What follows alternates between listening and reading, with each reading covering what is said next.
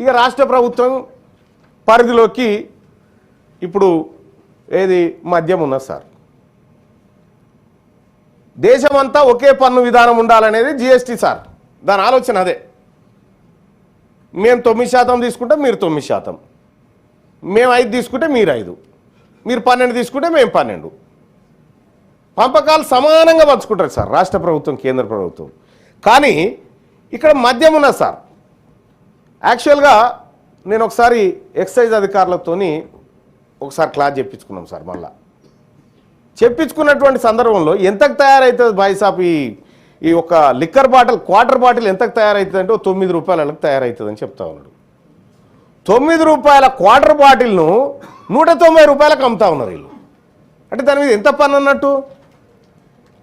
ఇది రాదా మరి జిఎస్టీ పరిధిలోకి?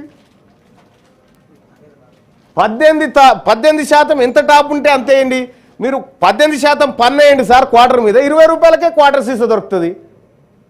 దాన్ని 180కి అమ్మబడితిరి. పెట్రోలు డీజిల్ జిఎస్టీ పరిధిలోకి రావు. వాల్యూ యాడెడ్ ట్యాక్స్ దానికి. అంటే అంతర్జాతీయ మార్కెట్లో దాని ధరలు పెరిగినప్పుడల్లా ఇక్కడ మనం పన్నులు పెరుగుతూ ఉంటాయి అన్నట్టు.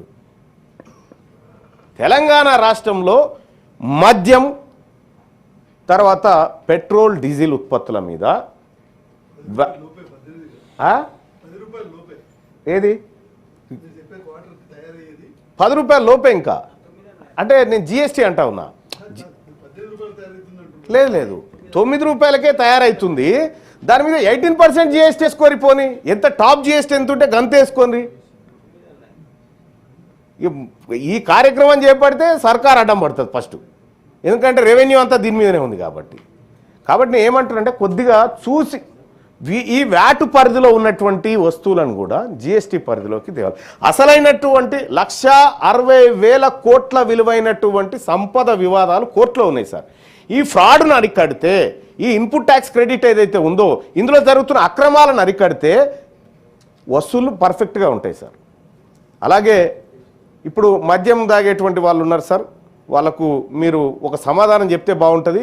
మేము క్వార్టర్ సీసా మీద ఎంత ట్యాక్స్ వేస్తూ ఉన్నాము, 9 రూపాయలకు తయారయ్యేది 190 రూపాయలకు ఎందుకు అంతా ఉంది మీకు అనేది ఒకసారి ప్రభుత్వం ప్రజలకు కూడా చెప్తే వాళ్ళు కూడా చూడ ఎట్లా వాడుకోవాలో దాన్ని అట్లా వాడుకుంటారని సూచన సార్.